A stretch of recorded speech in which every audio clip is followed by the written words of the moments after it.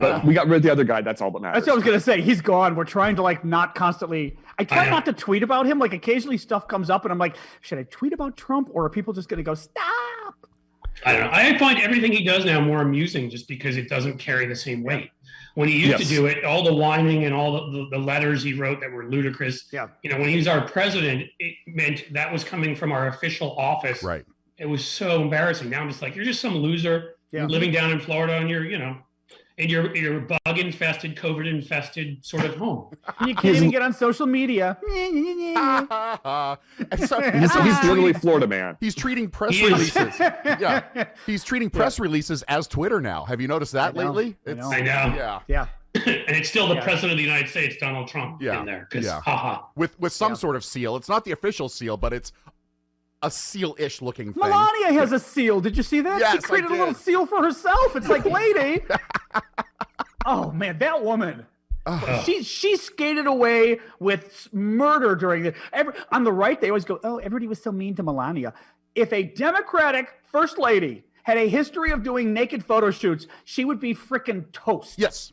I got two words for you, John. Michelle Obama.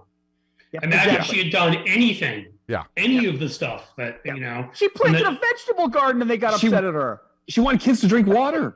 Right. Don't eat McDonald's. She's evil. Yeah. She's Satan. But nudie pics, and Michelle would have been toast. And we're supposed to go, but Melania, she's so cultured. Melania's the only first lady whose junk we've seen.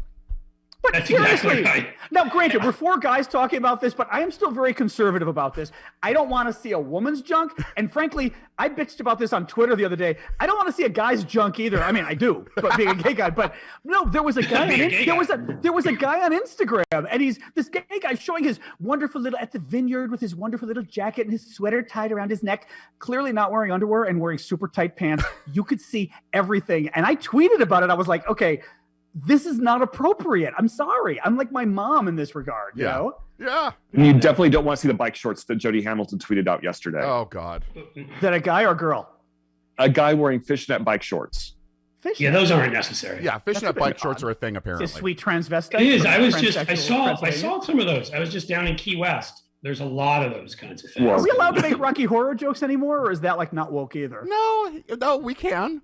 I was saying he's a sweet transvestite. Now people are going to go, Aravsis used the word transvestite on the Stephanie Miller show. Yeah. It's a song. Exactly. Newsbusters is going to get us for this. Yeah. I think so. Newsbusters. Transvestite. Is that dude still alive? I don't know. Bozo the Clown? What's his name? Bozo? Bozell. Isn't he Newsbusters or is he something else? Brent Bozell, he started Newsbusters. Did he? Yeah. And his son was arrested for being in the insurrection. In the That's why I thought of him. Yes. His son got busted. Yeah. Is he a Bozell too? I'm assuming he is. He is. Yeah. He's got some weird name like Squeaker Bozell or something. He's like one of Kavanaugh's friends that he worked out with. Yeah. I see Bozo Bozell would have been pretty good, but yeah. Bozo Bozell. Oh, that's wild. Oh, I didn't know that. Good for him. Yeah. I wonder if he's the one he went and saw Grease 2 with that summer. What? That was in the calendar. He went and saw Grease 2. That was in his calendar. Kavanaugh. Okay. Kavanaugh's calendar. So maybe he was Summer Lovin'. With Squeaky or whoever. No, that was Grease 1. Grease 2 was Cool Rider. Oh, that's right. I forgot. Yeah. That was the one with I didn't Michelle know there was Pfeiffer, a Grease right? 2. Yeah, with Michelle Pfeiffer. Michelle Pfeiffer. Grease 2 had a young Michelle Pfeiffer. Yeah. She was Grease 2. Catwoman, Michelle Pfeiffer, even better. Yeah, there you go. Yeah. Grease 2 also had... Grease 2 was the one that also had Doing It for Our Country, which was a very rapey song in a bungalow. Oh, my God, that's right. He's like, you have to have sex because we're about to be nuked. It's like the rapiest thing in the world, right? Oh, my God. I didn't think about that. Oh, my husband flagged that one when the Brett Kavanaugh calendars came out. And we saw that he went and saw Grease 2. He's like, oh, Doing It for Our Country. That's a rapey song. Right. Brett Kavanaugh's totally guilty. How many times do you want to bet Kavanaugh used that line? Remember, I don't know if we talked about it on your show before, but remember even the new Wonder Woman, people on Twitter were talking about that it's kind of rapey, and I was going, they take over a guy's body and she dates and screws this guy for 3 days, putting his life at risk, and it's some total random dude who lives in her condo. And somebody goes, isn't it kind of rapey? And I went, oh God. Because if her boyfriend had died, that guy dies, and all that guy was doing is living a normal life. But he does and get his Wonder body Woman. gets inhabited by like it's like a body snatcher Cliff, thing. You're a straight guy. He gets Wonder Woman. Yeah, I'll take it. I mean, I'm not arguing. I mean, any day of the week and twice on Sunday, quite frankly. But Exactly. Dude, I'm a gay guy and I would take Wonder Woman. Come on. Just to be able to say you did the Princess of the Amazon. Gal Gadot, is it? I love Gal Gadot. her. She's so good. Yeah, Gal Gadot is it. Yeah. Yeah. Is amazing. We just started watching that Snyder Cut thing. We watched the first 2 hours last night, and because it's 47 hours, so you really got to plan out your month. What is it? Zack Snyder's cut. You know, the original The Justice director. League, the 4-hour cut of the Justice League movie. Oh, Come on, John. Okay. Do you not know this is going on? I don't watch all of. I love them, but I don't watch all of them. Okay, well, they had the original. What happened originally was, sadly, I think Zack Snyder, it was his daughter, I think, committed suicide horribly, and I think he had some differences with the studio because he wanted it to be more dark, which really makes sense. Right. And they wanted to be more kind of banter back and forth, you know, ha funny. They wanted to be more like the Avengers. Right. Yes. Yeah. And so he left, and the fans complained so much and started a hashtag and went nuts on Twitter for it that the studio decided to let him, because he had shot and directed most of the original material, some of which then got dumped. So he was able to take all of his material and rework it. And it's 4 hours long now. So again, it's like watching The Godfather or something. I've often wanted Stephanie Miller's show to be just a little darker. That's the way I feel. Tell us, have you ever killed anyone, Chris? Not with my bare Shot a man in hands. Reno just to watch him die. That's right. Well done. Today on the show, there are more dead people in Boulder. Actually, I feel like our podcast is that way, to be honest. Like, we're always talking, and by the end, Cliff and I are going, God, that was, actually, under Trump at least, that was freaking depressing. Yeah. I know. Yeah. Well, it's like we're trying to have some hope here because, you know, Biden's working hard. He got us the American Recovery Plan, which was huge. And I'm so frustrated because you know that they're trying to take this victory lap on it and trying to let people know what's going on. But it seems like every stop that he's had to make so far, he was going to Atlanta. It was pre-scheduled. He was going to Atlanta. You can't go to Atlanta and not talk about what happened there last week. And then again, he was in Columbus yesterday, I believe. I think so. I was in Columbus yesterday. And again, he's got to talk about what happened in Boulder, Colorado. And then they're stealing the news cycle, as always. Yeah. Yeah. And it's, and, you know, we've been talking about, he's got so much more, from immigration to infrastructure to the Voting Rights Act and HR 1, getting all that stuff through. And Republicans are trying to block it with the filibuster, or planning on blocking with the filibuster. And what's your take on Mitch McConnell right now? Because I think he is scared to death of the filibuster going away. Yeah, I think he's slowly melting, like the Wicked Witch of the West actually got splashed by that. I mean, you can see his forehead is now sort of down to here. Yes.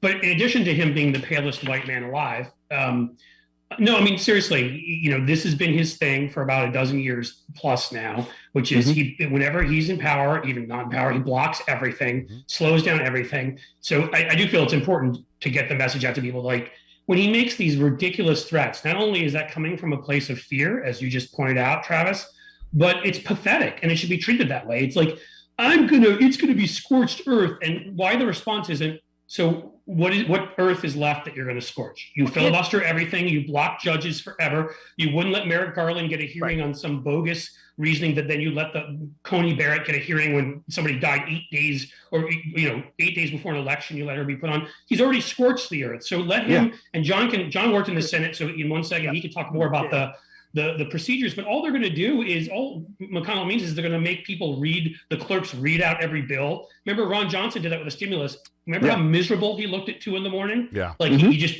fine, let them sit there and slow stuff down a little bit. That's all they can do. You know, the filibuster has to go. And obviously the problem right now is Manchin and Sinema and those folks. I would also add that McConnell kind of gave the shop away, because by saying, if you take away the filibuster, which is my only ability to shut the Senate down, I'm going to shut the Senate down. Oh, so you don't need the filibuster to shut the Senate down, Mitch. Is that what you just admitted? Yeah. Correct. Yeah. So who cares if we take it away? Right. Well, all he can do is slow stuff down, right, John? I mean, you know the procedure. He can't stop. He can slow it down anyway. And if we could stop stuff, we would have stopped stuff.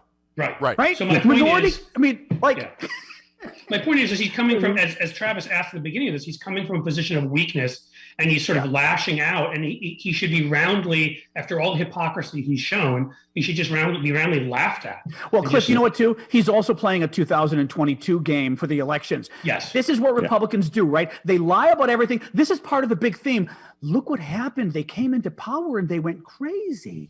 They changed all the rules. The filibuster. Everybody loves the filibuster. Mm-hmm. I mean, like everybody loves, everybody hates budget deficits until Republicans are in power. They turn everything on its head and they lie. But I think it's creating an image of, my gosh, how crazy those Democrats are. They went nuts. Yeah. So then power in 2020, right? Yeah. Obamacare, right? They went nuts. Stimulus. We went nuts. Mm-hmm. I mean, you know what they should do?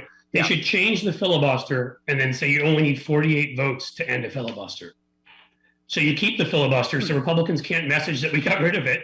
Yeah. And you're like, all right, we have 48 votes. 48, you're right. Make them split. You go, well, no, they didn't care. Actually, that is exactly what Mitch McConnell would do in any of this stuff. They pretend that they're for the same things we're for, like the way they put out a fake type stimulus bill that entirely doesn't do any good, right? And they get to call it a stimulus bill. I think that's what we should do with the filibuster. Like, we get 25 votes, filibuster's over. We still have the filibuster. Yeah. Well, Jody yesterday was making the point. She wants to see it done in reverse, where they have to have 40 votes to hold the filibuster. Yes. 41, actually. It's 41 because, and you're exactly right. That's what Norm Ornstein, we've had on our show, brilliant guy, has been in Washington a long time, used to be a Republican, but he's center-right and believes in weird things like democracy. So he's no longer a Republican. And he said, that, and he's an expert in this stuff, we used to have it, and it was an accident of history that we got rid of the talking filibuster and the fact that the onus was on them. So make them at 3, 5, 7, whatever in the morning, have 41 of their senators there. Make them be miserable, knowing that at any moment, if they don't have the requisite people there, we can call it.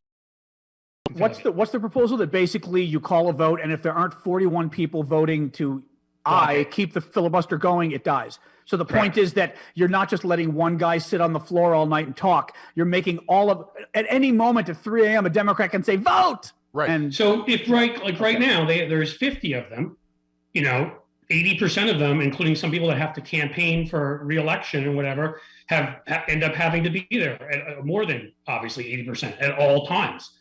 It screws with their schedules. It messes with their lives. It means you better be dedicated to this. At least if we're not going to, and Manchin has said he's open to that. So, and Feinstein just came out for it. So at least if we're not going to get rid of it, we need to do that so that that they have to, their lives will have to be miserable, because again, 90% of the country is in favor of universal background checks. Yeah. It's really that simple.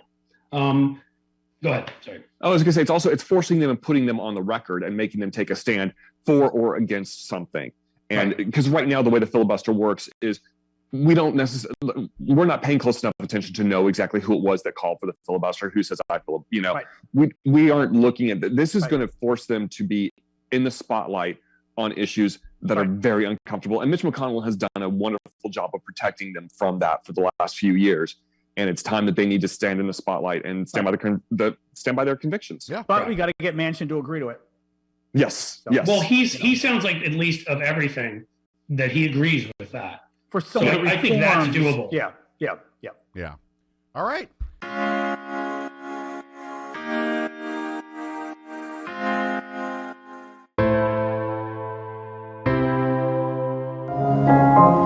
Good morning, dear. Oh, cut! We have a lot to celebrate this week. You have the right to remain tripping your balls off. It's like Illuminati, but with leather. First day at Fight Club, you must fight! 2020 refuses to concede. I was going to have to return 2021 because I didn't like the 7-day trial. But I'm in now. We're in, sexy liberals.